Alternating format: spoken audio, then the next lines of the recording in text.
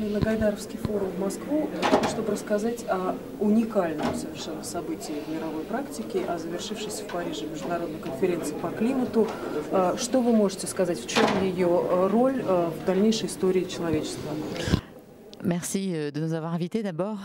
Je pense que la COP21, on peut considérer que c'est un succès. Спасибо за приглашение участвовать в этом форуме. Я хочу сказать, что, конечно, вот Парижский саммит — это не только подписание договора, соглашения. Это были разные встречи в разных форматах, в том числе и для предприятий. И это еще взаимосвязь с гражданским обществом, именно для того, чтобы все общество осознало необходимость сейчас принимать решения. À nouveau, une présentation pour le grand public pour montrer comment au quotidien on peut dès maintenant appliquer des solutions pour réduire les émissions de gaz à effet de serre.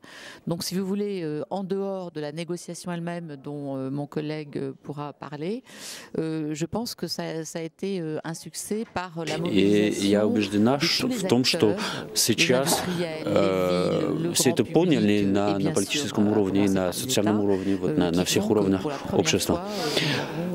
Un engagement universel pour lutter contre le changement climatique.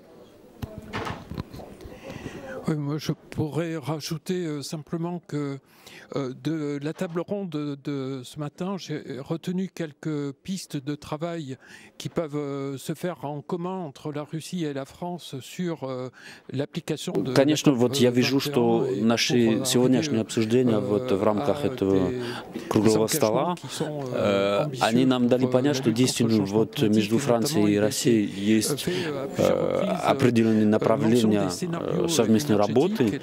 Я увидел, что предлагают разные сценарии, как вмешиваться для того, чтобы лучше работать по декарбонизации, но очень радует видеть, что не только ваша академия, но еще и другие вузы в России готовы активно работать в этом направлении.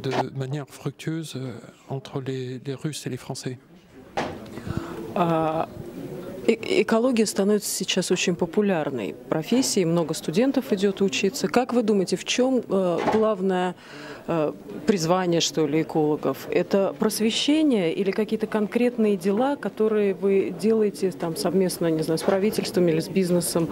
В чем заключается ваша работа?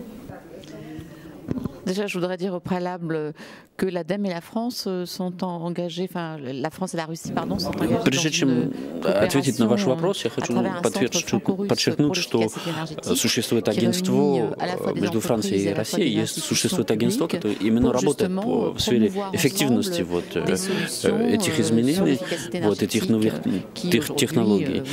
Это значит, что это уже что-то конкретное уже существует между нашими странами. А что касается студентов, я думаю, что прекрасно понимают студенты, что сейчас надо что-то изменить в нашу жизнь, потому что каждый человек хочет, чтобы качество жизни сохранилось и даже улучшилось, чтобы мы могли купаться в чистых озерах, пить нормальную воду, кушать нормальную еду, дышать чистый воздух и так далее.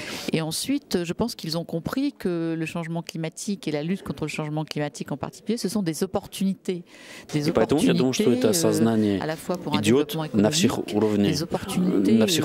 И, конечно, студенты, я думаю, что они понимают, что есть возможность работать, конкретно найти рабочие места вот в этой сфере, потому что она касается их всех.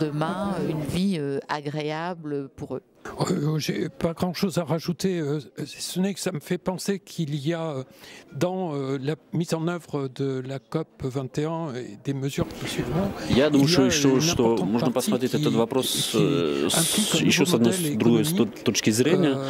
Это то, что конкретно вот развивающиеся страны пока не могут сами конкретно вот переходить на новые модели экономики и экологии. То есть реально для них это сложно, потому что они сильно зависят как раз от углекислых газов и от углерода вообще. Вот. Я думаю, что как раз именно студенты развитых стран могут сыграть роль в этом, то есть они могут как-то поддержать какие-то идеи, какие-то инновации для того, чтобы потом дальше их применять в этих развивающихся странах. И именно мне кажется, что тут это интересно, потому что это подход, который конкретно они могут осуществить. Вот именно вот молодые. Et donc on peut le voir comme ça aussi pour conseiller aux étudiants. Скажите, пожалуйста, Европа сейчас озадачена серьезными вопросами с миграцией, с беженцами. В Париже были такие страшные теракты. Примите наши солидарности и соболезнования в связи с этим мы с вами. Как вы думаете, эта тема экологии не стала менее актуальной на фоне вот таких вот болезненных вопросов? Действительно, вот этот кризис острый, который сейчас на наших глазах, не должен затменить вопрос экологии, потому что вы же видите, что все-таки французское правительство приняло решение все-таки организовать этот саммит. В то же время есть еще другой вопрос, это то, что мы видим, что к 2050 году поднимается вопрос о беженцах по климатическим соображениям. И вполне реально, что если мы не сможем изменить ситуацию с экологией в середине нашего века, вот уже 250 миллионов человек могут переселиться только по климатическим соображениям. И, конечно, мы не готовы к этому. И поэтому надо работать во всех странах именно для того, чтобы развивать экономические и политические модели, которые позволяют не только удерживать вот это потепление, но и тоже давать конкретные рабочие места людям в этих зонах. Но я думаю, что это касается всех стран.